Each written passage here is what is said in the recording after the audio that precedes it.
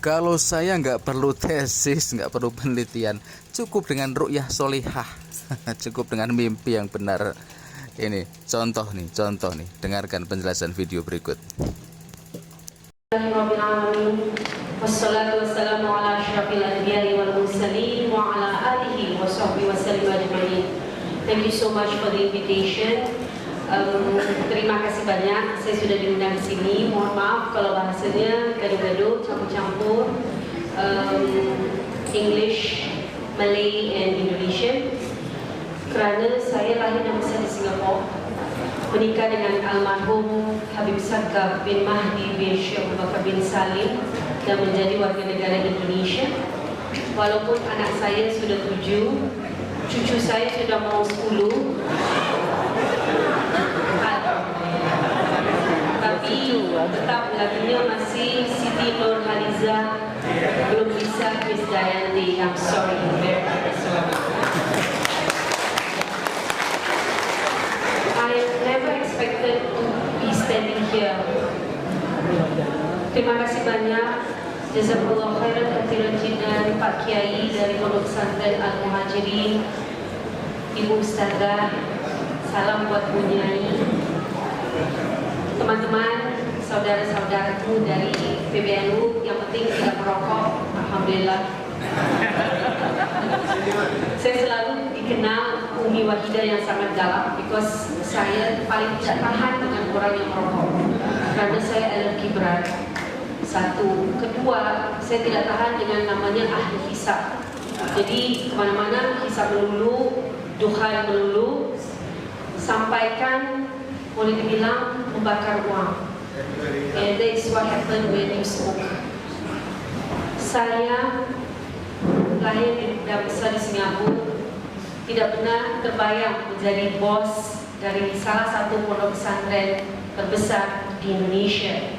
15.000 santri, 25 hektar di Parung Bogor, semuanya gratis dari tempat tinggal, makan, kesehatan, dan pendidikan. Dari PAUD, TK, SD, SMP, SMA, sampai perguruan tinggi, sampai saya nikahkan mereka.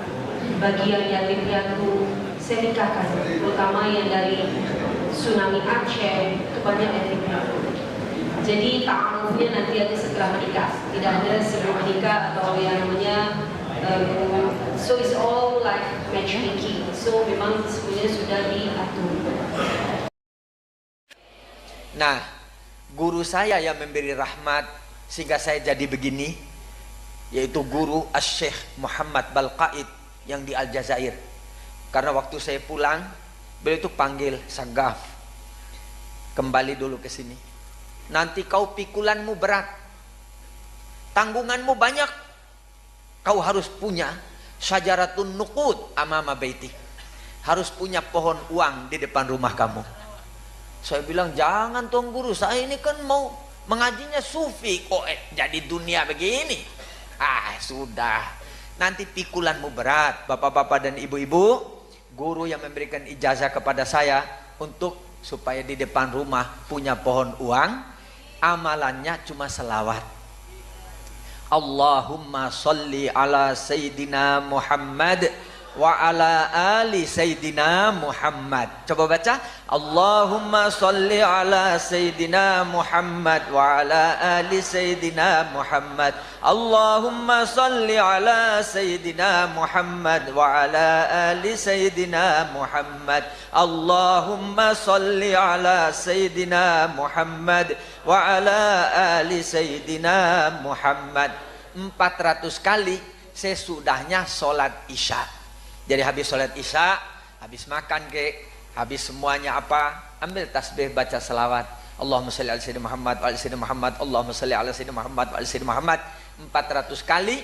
Nanti dimudahkan semua urusannya, dimudahkan rizkinya, seperti punya pohon uang di depan rumah, akan diberkahi oleh Allah Subhanahu wa taala. Saya masuk ke kamar, saya rapikan koper, saya mau kabur kembali ke Singapura. Waktu itu saya masih warga negara Singapura. Sekarang saya sudah warga negara Indonesia. Saya marah dengan Habib, karena bagi saya Habib itu menyia-nyiakan saya. Saya tinggalkan orang tua saya di Singapura. Saya tinggalkan negara saya yang begitu cantik, begitu sejahtera, begitu indah dan begitu modern, hanya untuk taat kepada seorang suami. Tapi Habib tidak menghargai saya, malah saya harus jadi tukang masak, tukang cuci piring, tukang belanja. Tega banget kan?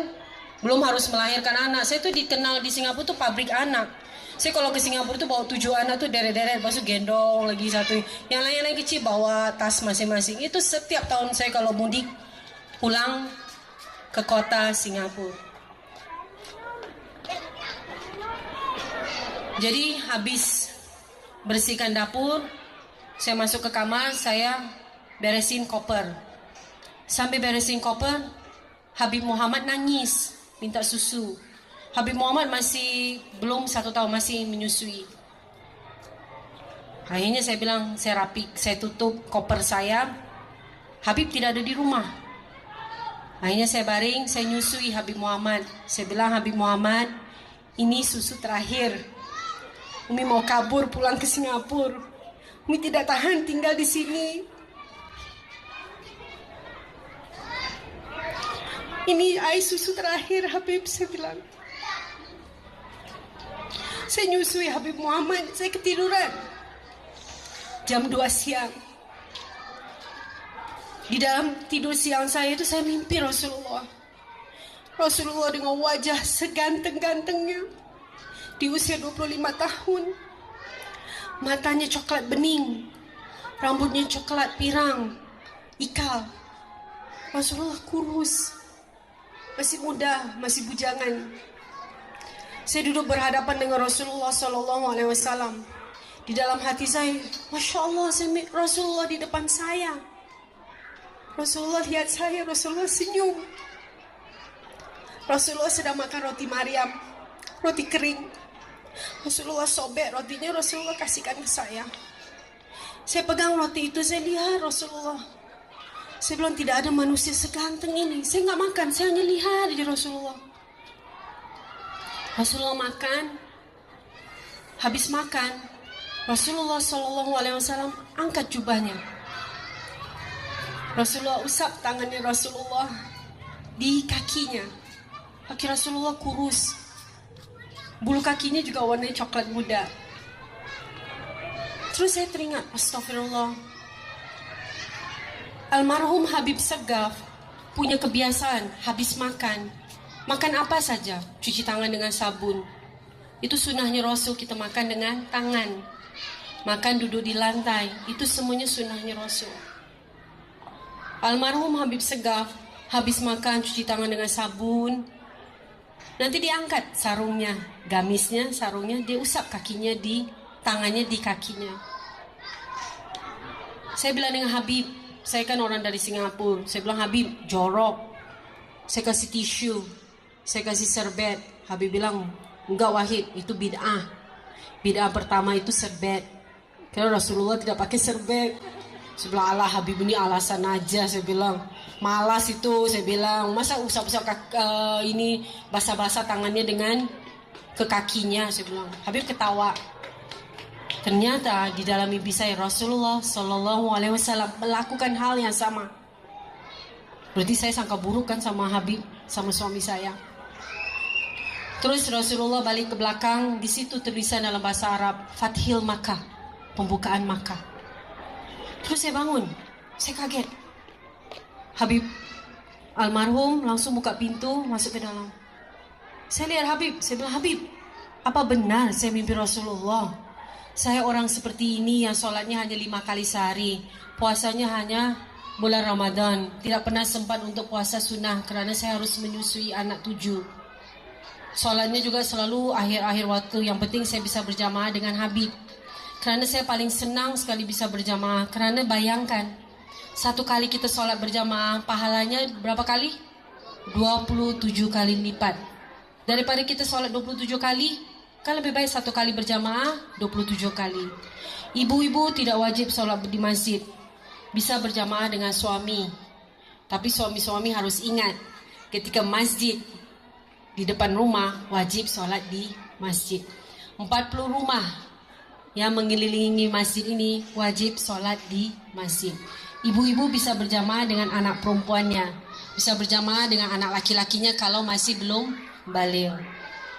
Siapa saja dengan mbaknya di rumah, tolong kita berjamaah. Yang penting saya dapat pahala 27 kali lipat. Saya lihat Habib almarhum. Saya bilang, Habib, saya mimpi Rasulullah. Apakah itu benar Rasulullah? Mana mungkin saya orang yang banyak dosa ini mimpi Rasulullah Sallallahu Alaihi Wasallam. Habib bilang, dari mana kamu tahu itu Rasulullah? Saya bilang, di dalam hati saya bilang, ini Rasulullah, ini Nabi Muhammad. Oh, ketika kita mimpi Rasulullah Sallallahu Alaihi Wasallam, 3 hal akan terjadi bahwa kita tahu itu adalah Rasulullah. Yang pertama, di dalam hati kita akan ada bisikan, ini Nabi Muhammad. Yang kedua, ada orang yang kasih tahu, itu Nabi Muhammad, itu Nabi Muhammad. Atau yang ketiga, Nabi Muhammad sendiri akan bilang, Ana Rasulullah Sallallahu Alaihi Wasallam. Jadi Habib bilang, benar, itulah Rasulullah Sallallahu Alaihi Wasallam. Terus Habib tanya saya, apa yang kamu mau buat tadi sampai kamu mimpi Rasulullah? Kamu sholat apa bisa mimpi Rasulullah?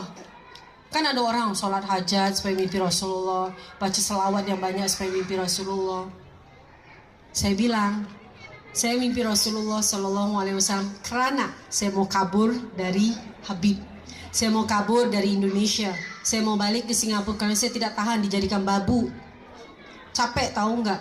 Sudah melahirkan, menyusui, bersihkan rumah, masak, nyuci. Habib ketawa. Habib bilang, karena pengorbanan itulah, karena kamu taat dengan suami, kamu mimpi Rasulullah Sallallahu Alaihi Wasallam.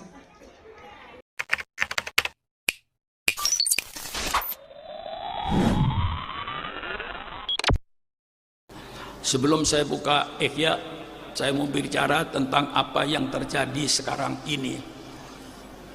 Sekarang akan terjadi pemecah belah di antara orang-orang NU sendiri, ahli sunnah sendiri. Dengan adanya pemikiran-pemikiran tentang para habaib, para sadah yang keturunan Rasulullah ini dipersoalkan lagi.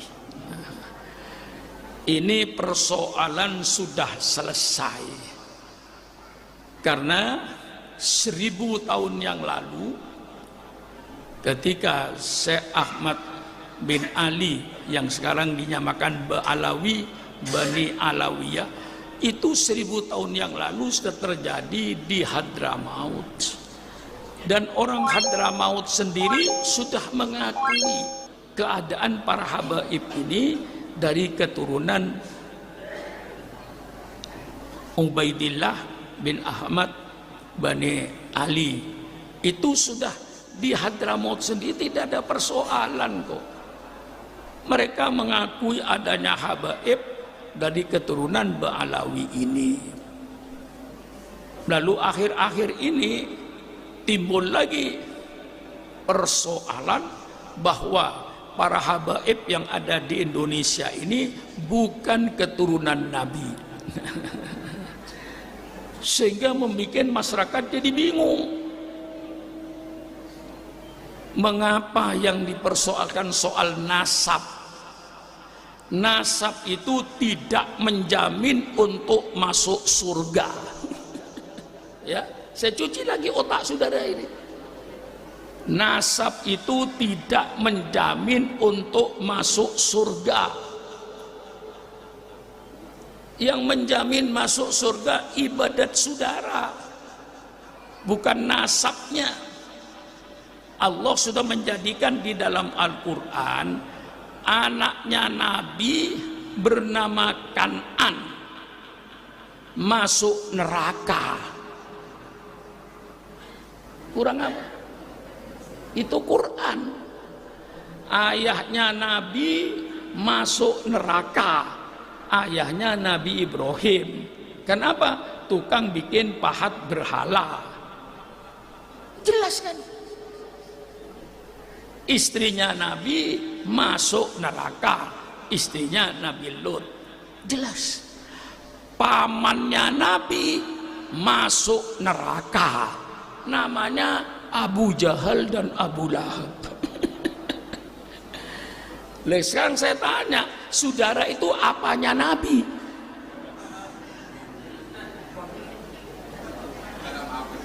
Hah? Saudara apanya Nabi? Mengapa bicara ribut nasab? Kita kembali kepada pokok. Al-Quran menyatakan al-mawaddatu fil qurba, untuk mencintai keluarga Nabi.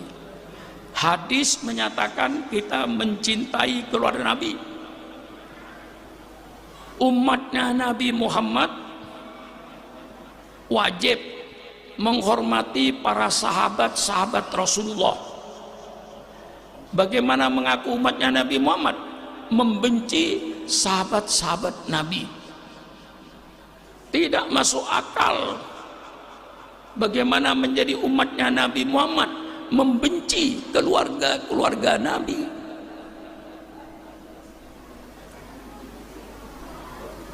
Tidak masuk akal.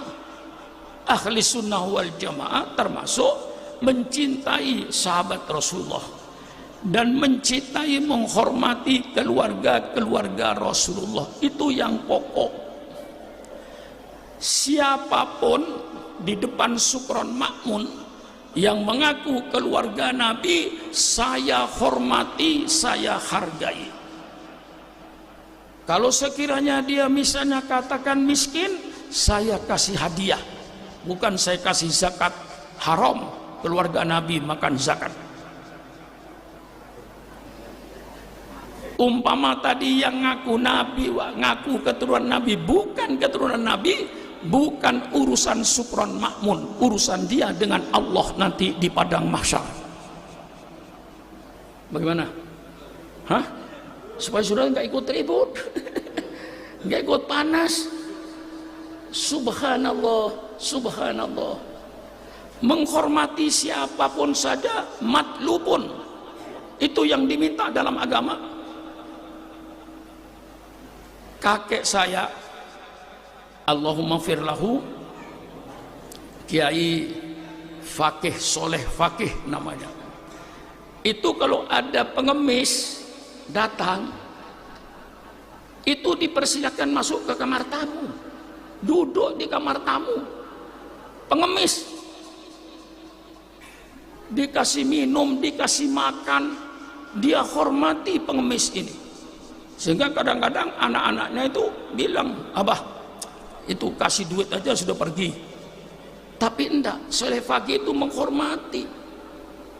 menghormati siapapun saja dalam Islam diminta. Terutama masalah kemarin hasil diskusi di Banten. Kalau hasil diskusi di Banten jelas ya, nasab Ba'alawi itu maqtu'un bi sihhatih, ya, bahwa nasab Ba'alawi itu maqtu'un bi sihhatih. Nasabnya itu sahih. Al-Habib Hanif Al-Abbas sudah membawakan 64 para ulama yang fiqh terpercaya, keilmuannya itu sangat luas, dan ini ulama dunia, bukan ulama kelas lokal, ulama dunia, ya. Al-Imam Ibnu Hajar, Syekh Murtadha Az-Zabidi, As-Samarqandi, Yusuf An-Nabhani, dan lain sebagainya. Itu kitabnya dipelajari di semua pesantren. Itu yang mengifbat. Yang membatalkan nasab Ba'alawi siapa? Google. Tulisannya siapa? Murad Syukri, orang aliran sesat, orang-orang kalangan Salafi Wahabi, aliran yang sesat juga, yang berstatement membatalkan nasab Ba'alawi. Sebenarnya yang dibatalkan banyak. Syekh Abdul Qadir Jailani juga dibatalkan, Al-Ahdan juga dibatalkan, Ahmad Ar-Rifai juga dibatalkan, semuanya dibatalkan. Gitu. Kenapa? Karena tidak memahami ilmu nasab. Para ulama kita sudah memberikan metode untuk memahami ilmu nasab agar tidak mudah ta'an fin nasab, mudah membatal-batalkan nasab orang. Itu dosanya besar sekali, saudara. Harus paham ilmunya. Kalau kita mau belajar tafsir, ya, mau bab nasikh mansukh, mau bab asraru tartibi suwar, mau bab ilmu nahwu sorof atau yang lain, itu belajar ke ulama tafsir. jangan belajar ke tukang tambal ban seumpama, gak nyambung. Lalu mengait-ngaitkan bahwa mengatakan ya ada video ya, bisa jadi mungkin Sayyid Ubaidullah ini adalah menantu seumpama, ada perkataan begitu. Bisa jadi ini menantu sesuai dengan tradisi Kristen atau Yahudi begitu. Ini kan ngawur. Kenapa saya katakan ngawur? Aduh, gimana ya? Kalau dikatakan mantu berarti kan Sayyid Ahmad Al-Muhajir itu punya anak perempuan. Sedangkan di dalam Syajarah Mubarakah itu anaknya kan cuma 3, Ali, Husain, Muhammad. Pakai adat hasr ya, kalau kata Kiai Imaduddin ya. Sudah ini aja. Seharusnya kan punya anak perempuan baru bisa dikatakan mantu gitu loh. Jadi kalau dikait-kaitkan sama agama lain itu gak nyambung. Kita itu kalau belajar sesuatu pakai ilmunya, ya. Belajar fikih, ilmu fikih. Jangan ilmu lintas agama, gak nyambung. Bau belajar ilmu nahwu shorof, contohnya alhamdulillahi rabbil alamin. Alhamdu mubtadaun zaidun adirul khabar in kunta zaidun adirul manitadar. Hukumnya rofa wa rafa'u mubtada'an bil tidak kata barfu khabari bil mubtada. Ada alnya al harfu ta'rifin awil mufaqat fa namatun raf taqin fihi namat. Kemudian isi ma'rifat wa ghairuhu ma'rifatun kahum badi wa hinda wa ibni wal gulabi waladhi. Nah itu kan Imam Ibnu Malik, Alfiyah Imam Ibnu Malik. Ada ilmunya, ilmu nahwu namanya. Jangan semuanya dikaitkan sama Kristen sama Yahudi. Gak nyambung, karena ada metode ilmu nasab. Makanya harus belajar fikih dulu. Apa itu syuhrah wal istifadah. Tidak mengait-ngaitkan apa namanya itu, ini gimana di abad ke-4, ke-5, ke-6, ke-7 tidak ada catatan. Lalu kenapa berani mengklaim? Karena gak nyambung pertanyaannya itu. Bukan seperti itu ilmu nasab. Sesuatu yang gampang jangan dibikin ribet, ya. Sesuatu yang gampang itu jangan dibikin ribet. Tanyakan kepada ahlinya. Makanya di dalam Al-Quran itu kalau kita tidak tahu jangan mencoba memaknai sendiri. Gabrul nanti artinya. Bertanyalah fas'alu ahla dzikri in kuntum la ta'lamun. Bertanya kepada ulama kalau kita tidak tahu. Ini ilmu agama Islam. Kefiqohan seorang ulama itu sangat penting perannya. Lalu kalau kita membatalkan hanya karena tidak ada manuskrip, padahal ini gak ada kaitannya sama manuskrip ya. Makanya kalau belajar ilmu fikih pasti paham. Ini gak ada kaitannya sama manuskrip sebenarnya. Kalau mau membahas manuskrip, ya syarat thubutun nasab, penetapan nasab yang pertama itu ya sudah. Ayyura khattun nasabah mauthukun bihi yu'rafu khattuhu wa yatahaqqaquhu. Ada tulisan ahli nasab yang terpercaya, diketahui tulisannya, kemudian sudah tertahqiq. Itu selesai, saudara. Agar tidak terjadi ta'an fil ansab, tidak mudah membatal-batalkan nasab orang. Lalu dibikin ribet, ya dibikin ribet, harus ada manuskrip begini begitu, lalu dikaitkan dengan Kristen dan Yahudi. Aduh, itu gak nyambung. Mohon maaf, itu gak nyambung gitu.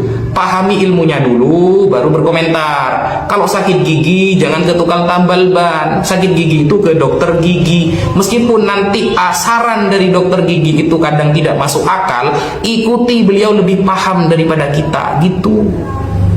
Seolah-olah kalau nanti tambal ban ini lebih detail, ya harus dipaku karena yang rusak itu adalah gigi. Kalau giginya hilang berarti sembuh. Itu kan seolah-olah masuk akal. Tetapi karena tidak cocok dengan keilmuannya, tambah rusak nantinya. Begitu saudara yang terkasih.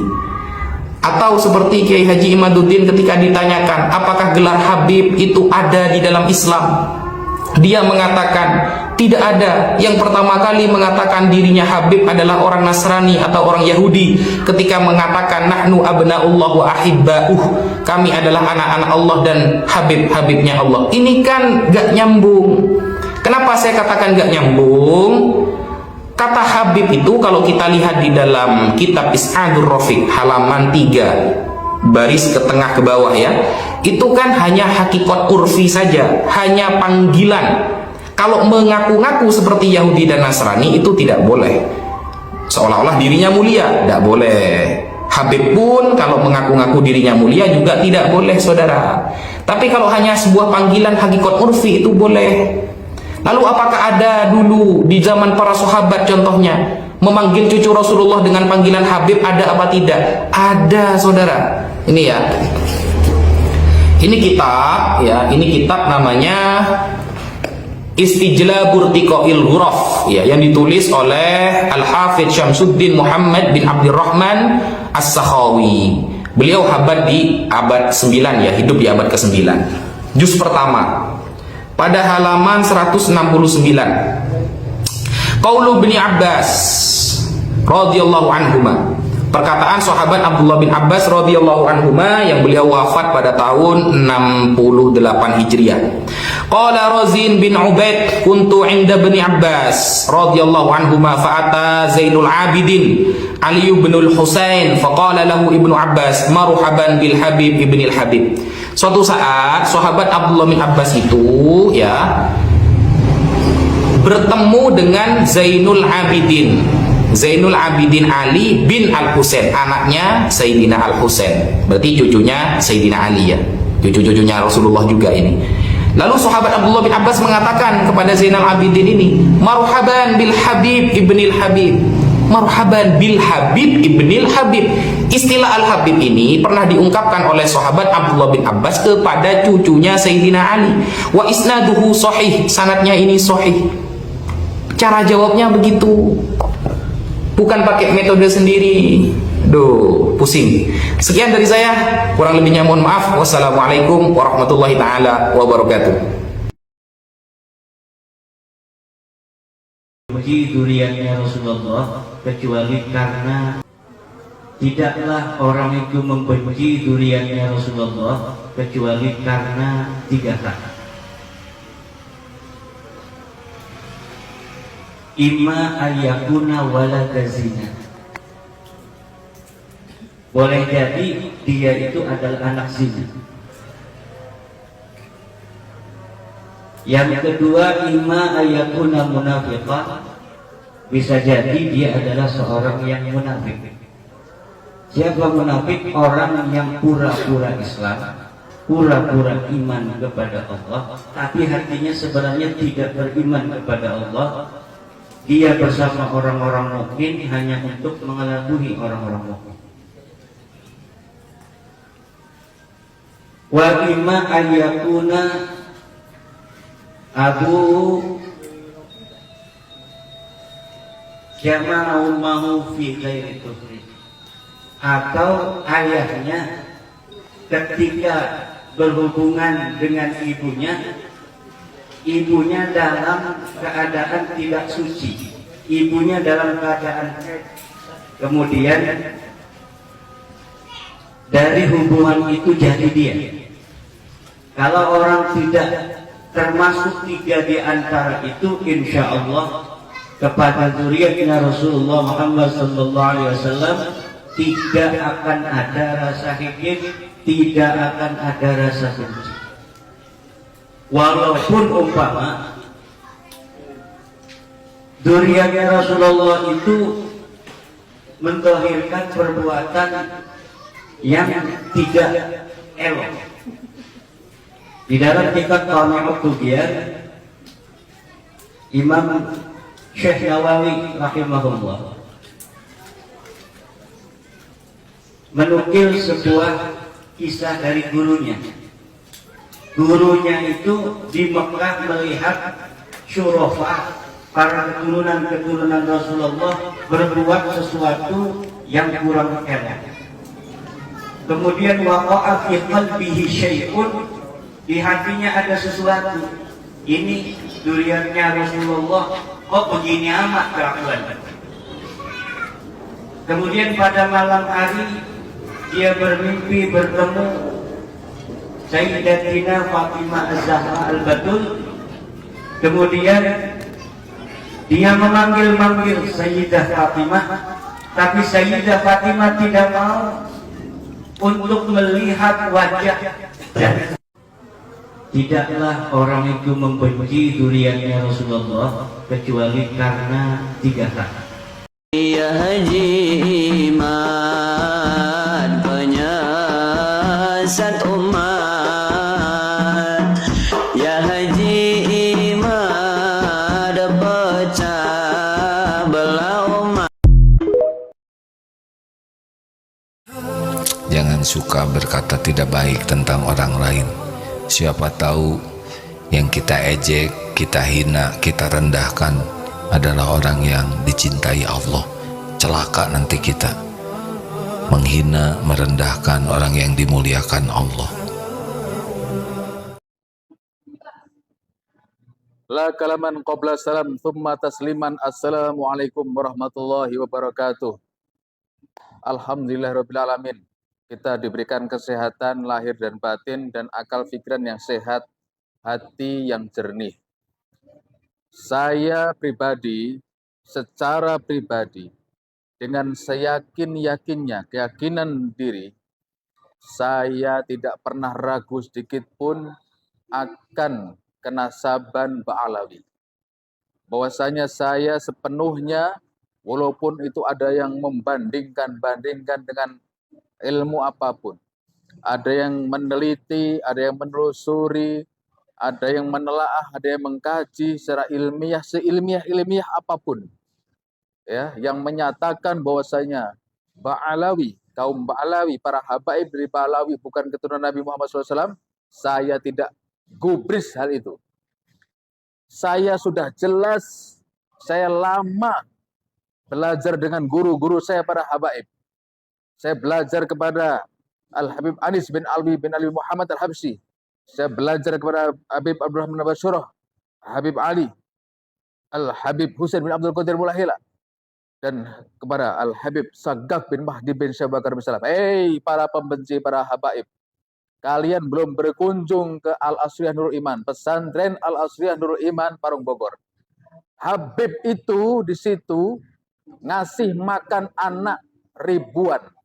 Waktu saya masih di sana, saya alumni ketiga, masih saya di sana, di pesantren sana, masih di Parung, saya waktu itu menyaksikan sendiri santri ribuan dari TK sampai perguruan tinggi makan 3 kali gratis.